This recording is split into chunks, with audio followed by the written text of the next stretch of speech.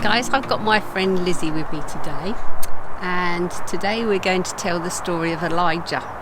Now this is the story about the big exit. Now can you imagine it?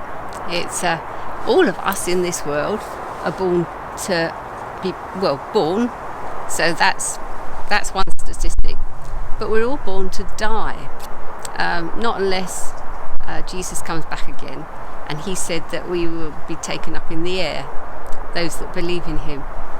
We meet him in the air. But Elijah, he was a prophet, and I've told you before, a prophet's job was primarily to teach the 10 Commandments and to get people to follow them, because they're good for people. They're God's rules for a good life.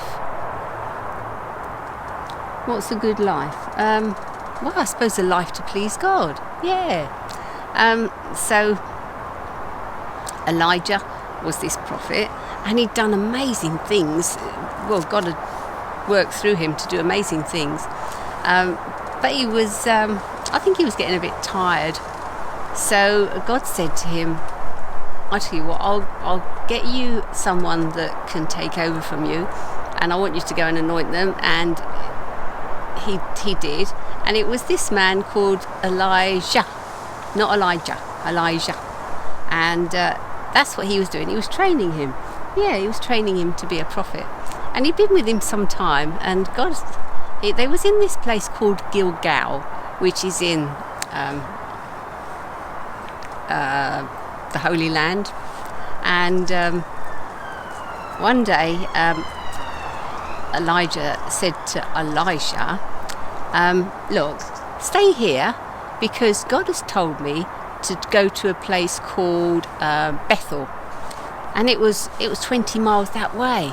And they just walked those days. They didn't have, I shouldn't think a prophet had a donkey, but anyway, they walked 20 miles. And Elisha said, look, Elijah said to him, you stay here and I'll go on to Bethel. And Elisha said, no, as surely as the Lord lives and as you live, I am not staying here. I'm going with you. So they went. They walked 20 miles. That was a long way, wasn't it? 20 miles, yeah. And when they got there was a company of prophets, because there's lots of prophets in those days. There are a lot of prophets these days. And they're the ones that listen to God. And they came alongside Elijah, and they said to him, hey, do you know the Lord's going to take your master from you today? And the Lord already said this to Elisha, and because he knew about it. And he said, I know, but look, please don't talk about it. He was obviously upset about this. So okay. So then his master Elijah said to him, look, the Lord said to me, go to Jericho. Now Jericho was 20 miles that way, so they'd walked a long way. And yeah, that was a long way, wasn't it? 20 miles. So they walked another 20 miles to Jericho. And when they got to Jericho, there was another company of prophets, and they obviously knew Elijah because of all the amazing things God had done through him. And they went up to Elijah and they said, I don't know whether you know this, but your master's going to be taken away from you today. So he said, I know, but please don't talk about it. So with that, Elijah says, right, stay here, because the Lord has told me go to the Jordan. And the Jordan was only a couple of miles away. It's the Jordan River. And this company of prophets was watching, and because it was only a short way away from them, so they obviously followed. And I think they wanted to see what was going to happen to Elijah. Yeah, because it was quite something, wasn't it? So these prophets stood at a distance, and when Elijah got to the Jordan, he rolled up his cloak, because in those days they would wear cloaks instead of like a coat that we do. And he rolled up his cloak and he hit the Jordan, and he said he just hit the Jordan. And you know, like we've had the story of the Red Sea and Moses with his staff going and the Red Sea parting. Well, the Bible tells us that it split from left to right. The waters split, and you know what? They went over in dry ground. That is just so amazing, isn't it? They went over on dry ground, and all these prophets were amazed what happened. Anyway, they got over to the other side, and they were walking along, and Elijah said to Elijah, "Tell me, is there something I can do for you before I go?" So Elisha jumped at the chance, and he said, "Yeah," he said, "Could I have a double your portion of your spirit?" And he said, and Elijah said to him, "Crumbs, that's quite something to ask for that. That's a difficult thing to ask. But I tell you what, if you see me when I go, when the Lord takes me," I mean, he didn't know how he was going to take him. Well, I'll tell you that in a minute, yeah, because we want to know how he was taken. If you see me when we go, then you can have that double portion. But if you don't, no, you can't. Forget it. So anyway, they were walking along and talking, and all of a sudden, a chariot of fire and horses came between the two of them and whisked Elijah up into heaven. Isn't that just awesome? And he said, Elisha, who was left on the ground, was so shocked. He said, my father, the chariots and the horses of Israel." He was just so shocked. And you know, he was just so shocked, he tore his clothes, because that was a sign in those days of being shocked and distressed.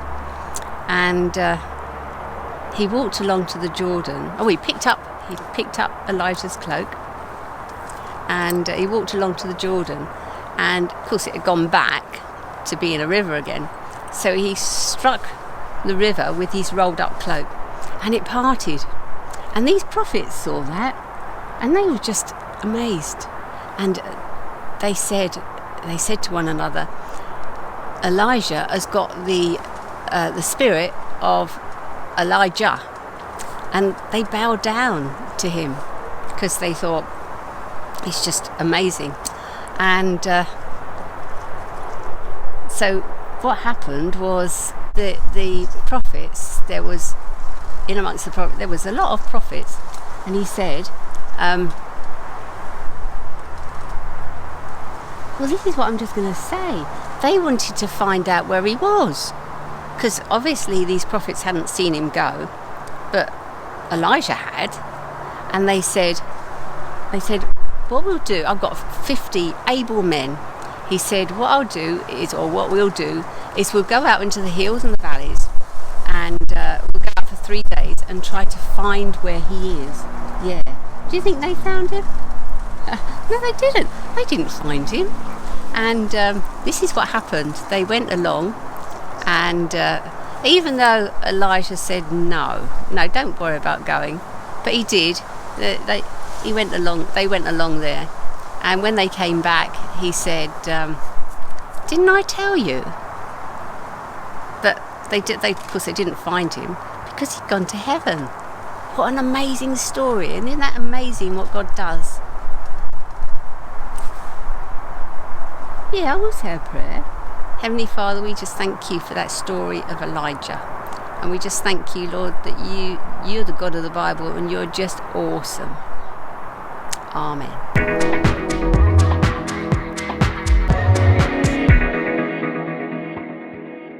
Hi guys, this is Sylvi from Busy Art, and this is my artwork for today, and it's the story of Elijah when he's taken up into heaven in chariots of fire and horses of fire, and it's from the Bible in 2 Kings 2, and this is him going up into heaven, and this is how you make it.